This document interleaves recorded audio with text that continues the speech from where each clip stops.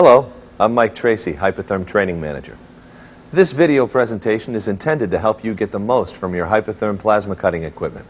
You'll learn how to take full advantage of the high-performance characteristics inherent with Hypertherm's cutting-edge torch design and consumable technology. Hypertherm's research and development team is constantly improving consumable performance. Innovations only available with Hypertherm genuine consumables, such as torch front-end shielding, long-life oxygen cutting, electrode technologies like High Life, Cool Core, Taper True, and our latest Silver Plus, as well as high-flow vortex and coaxial assist jet technology, have greatly increased consumable life and improved cut quality. Field visits, however, have shown us time and time again that some basic operating and maintenance procedures are being overlooked, keeping operators like you from getting the full benefit from these technological advances. By helping you to focus on the fundamentals of proper use and maintenance for Hypertherm systems, this presentation will enable you to realize longer consumable life, greater productivity, enhanced cut quality, and substantial performance benefits. So let's start by looking at the factors that promote long consumable life. Consumable life is not an exact science and may differ from one application to another, depending on what is expected from the cut. There are many variables that affect the usable life of consumables: gas purity, average duration of cut, number of pierces, and compliance with the manufacturer's recommended cut parameters, including pierce height, flow rates, pierce delay, output current, and arc voltage. These are some of the most important. Also critical, of course, are the quality requirements of the user. Because it is virtually impossible to predict nozzle and electrode wear rates for specific applications, we must speak in terms of average life. Tests have shown that Hypertherm long life can achieve electrode life 4 to 6 times longer than standard oxygen plasma cutting systems, an advantage that is even greater on long life systems using Hypertherm's new Silver Plus electrode. Because consumables wear at different rates in different applications, replacing them prematurely is a key contributor to excessive cutting costs. While electrodes and nozzles should generally be replaced as a set, this may not be true in all applications, so make sure you inspect them closely for wear before deciding to discard them. We recommend switching out all standard copper electrodes when the hafnium pit depth reaches 40 to 50 thousandths of an inch, or approximately 1 millimeter. Bimetal Silver Plus electrodes can wear twice as deep. Swirl rings should be replaced when necessary, usually every 5 to 10 electrode and nozzle changes. Shields, retaining caps, and other parts only need replacing when they are visibly worn or when cut quality decreases. Always select consumable parts using the appropriate cut chart and use only the tools provided in your parts kit. Lubricate all O-rings with a thin film of silicone grease by applying the lubricant to your fingers and rubbing it on the O-ring. Too much silicone can impair parts life and cut quality. Recording consumable life is very important, as it lets you see when you're having problems, thereby allowing you to troubleshoot more effectively. Always make note of the acceptability of the cut part. Your log should be filled out every time consumables are changed. Consumable life can be increased by following these steps. Pierce height should be 1.5 to 2 times the correct torch-to-work distance during cutting. Piercing too close to the plate causes blowback slag to enter the torch, which will in turn cause double arcing, resulting in excessive nozzle wear. Piercing too high will cause excessive pilot arcing. Make sure that you start and stop the cut on the plate. Do not run the arc off the plate, as this will create ramp-down errors, where gas pressure and current terminate abruptly. Every error equals approximately 10 to 15 pierces lost in the long life process. Nozzle and electrode life can be dramatically reduced by a poor ground, so make sure that your table and plate are properly grounded. Cut quality is always an issue, so let's look at the key factors that contribute to good cut quality. There are 4 basic measurements used to determine good cut quality: bevel angle, dross levels, appearance of the cut, and lag lines. Always adjust the torch to make sure that it is square to the plate. This helps to ensure the angle is uniform and minimized on all sides of a cut part. Cut angularity is directly affected by changes in torch height. Proper torch height is critical in order to ensure that a cut does not have a bad bevel. If a bevel angle is negative or concave, the torch may be too low. If the bevel is positive or convex, the torch may be too high. Torch height can be adjusted by changing arc voltage settings. If spatter appears on the top edge of a cut surface, lower the voltage in increments of 5 volts until the dross disappears. Fine rollover dross that welds to the bottom edge is called high-speed dross and can be eliminated by decreasing cut speed. Globular dross that forms in large deposits and comes off easily in large pieces is called low-speed dross. It will disappear when cut speed is increased. Observing the lag lines of a cut is an excellent way to determine proper cut speeds. As shown, correct speed produces lag lines that trail at an angle of 10 to 15 degrees. When the speed is too slow, the lines are more vertical, as this example shows. When the lines are trailing drastically, the speed is too high. When cutting materials other than mild steel, lag lines can also be used, but must be read differently. For example, proper cutting on stainless steel results in lag lines approaching 30 degrees, with similar results on aluminum.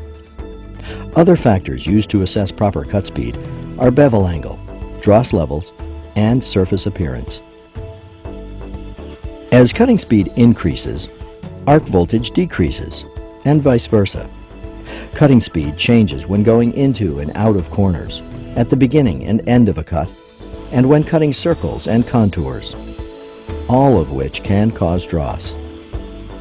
In addition, the torch will dive as speed decreases and rise as it increases. The torch height control must be turned off while going in and out of corners to avoid this phenomenon. Turning the control off is called corner lockout. This is an automatic function on most modern CNC controls. With conventional plasma, one side of the plasma cut will always have a very pronounced bevel.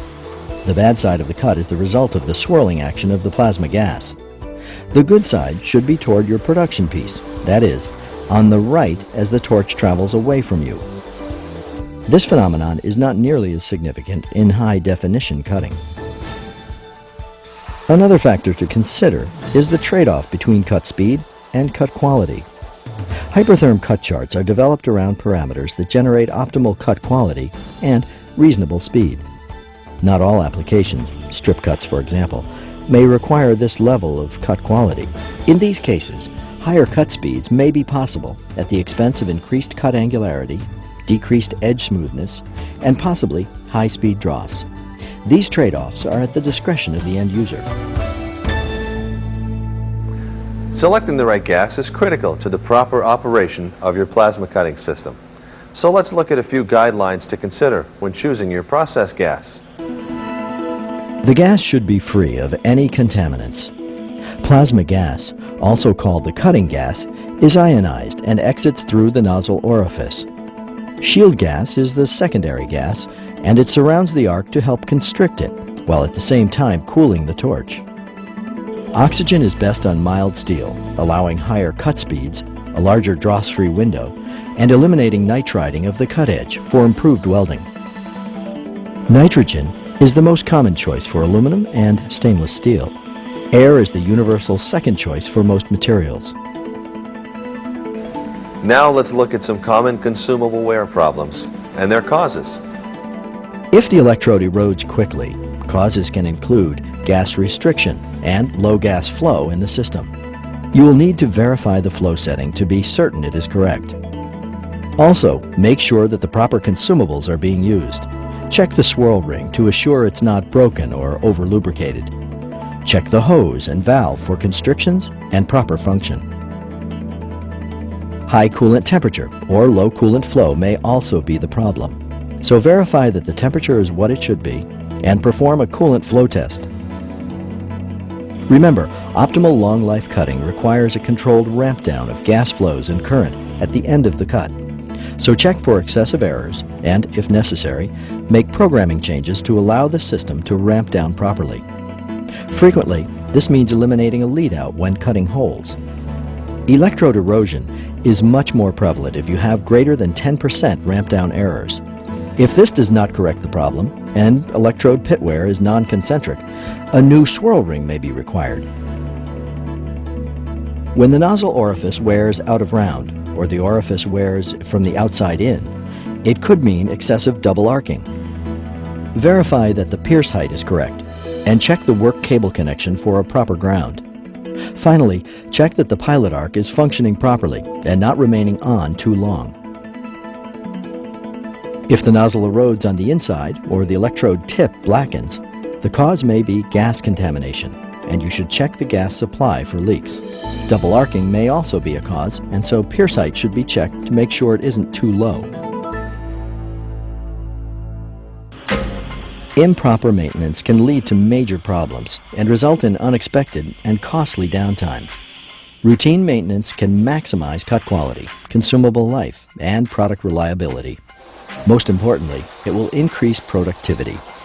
Because proper maintenance is critical to efficient, low-cost system operation, a maintenance section is included in each operator manual. Hypertherm has also developed a separate preventive maintenance protocol, which is available at no charge. So you can see, routine maintenance is critical to optimum system performance. Here's a brief summary of a few key maintenance checks that will help you achieve the greater productivity, enhanced cut quality, and substantial operational savings mentioned at the beginning of this presentation. Each day you should check inlet gas pressures and gas flow settings. You should also check coolant pressures and temperatures, inspect the torch, and replace consumables as needed. Every week, clean the power supply with compressed air or vacuum. Verify that the cooling fans are working properly. Clean the torch threads and current ring with a cotton swab and check to see that the coolant is at the correct level. Beyond these few key checks, Hypertherm recommends a regular, monthly, and semi-annual maintenance procedure. These are described in detail in both your operator's manual and the machine side reference guide, another reference tool free from Hypertherm. I hope this brief presentation will help you to increase productivity and lower cutting costs. However, I suggest that you take full advantage of all the materials available to you, such as the machine side reference guide, preventive maintenance protocol, cut quality and consumable wear posters, and other materials offered free by Hypertherm. In addition, your factory-trained Hypertherm supplier will be able to answer any questions you may have. Or you may contact Hypertherm's technical service directly. Bottom line, the more you know about your Hypertherm plasma cutting system, the more you'll get out of it. Thanks for watching.